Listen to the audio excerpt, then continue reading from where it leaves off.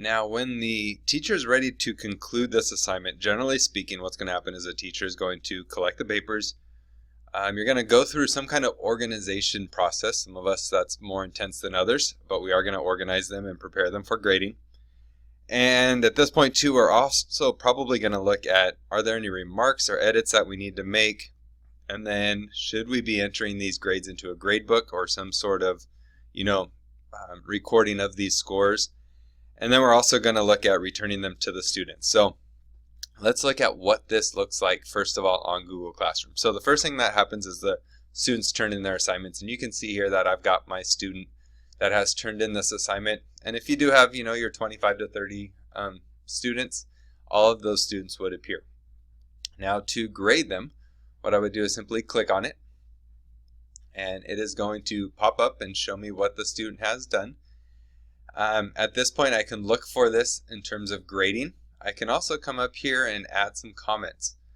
This is where you could make some editing suggestions, or you could also notify them of, or just put your remarks on here about the paper. So let's just say this was a great job. I'm going to comment on this, and now the student will see that. And then I look at this. Okay, that's a good paper, and I'm going to add a grade. So let's say that this gets 100. Now you'll notice it does pop up out of 100 points. You can change this by this little drop down menu up here, and turn this into, let's say we want it to be 20 points. We're going to update this, and I'm going to come back in here and change this so it's 20 out of 20. Okay, now at this point this student is all set. And let's say at this point we want to return this assignment to the student. You would have a list here. You would check the ones you want to return. So I'm going to return it to the student user. I'm going to return this paper. We can leave a comment for the student if we want to. We can hit return, and now that student is going to get that work back. Now, what would that look like on the student's end? Let's take a quick peek here at the student section. Okay, you'll notice that assignment's not here. It's because they have turned it in. So let's go into this classroom. It does show the student that, hey, this assignment has been returned. So we're going to open this assignment. It tells them, hey, you did a great job on it. Here's your student score. And if they wanted to check and see if you had any remarks or editing, they could open that up.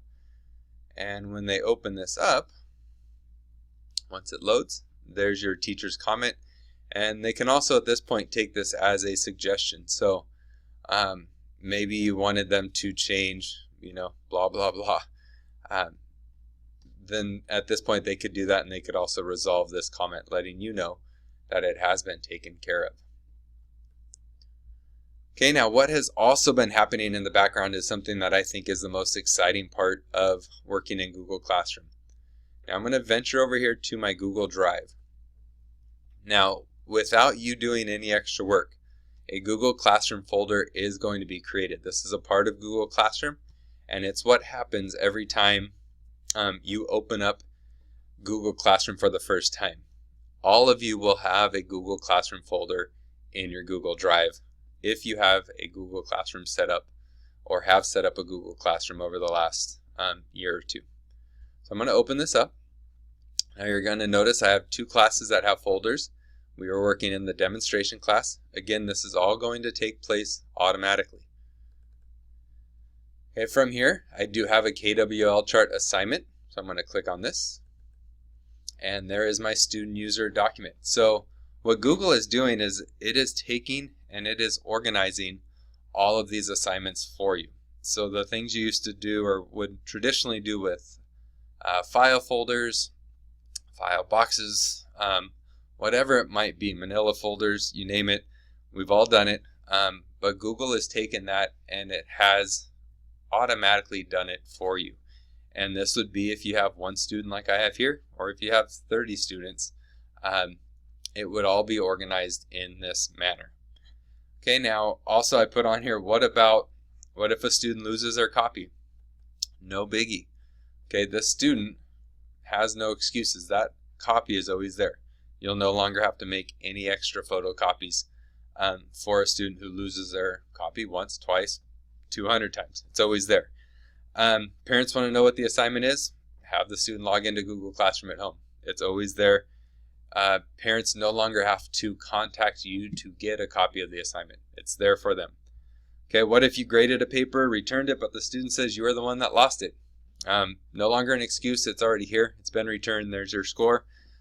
This is not going away, so students can no longer, use that as a maybe way of getting out of an assignment. Okay, I put here that first student, well, they lost it again. Always refer back to your Google Classroom. It's there. And then what about photocopies, phone calls, grading it again, whatever it might be? All of that is done here for you. I put phone calls because oftentimes we're asked by parents to, call us and let us know if a student is not doing well. Please follow up. Okay, your follow-up is here on your Google Classroom. That should always be, or could always be, a parent's first point of contact before needing to take it further with you. So just a great tool. There's so many things embedded that you as a teacher do not have to do.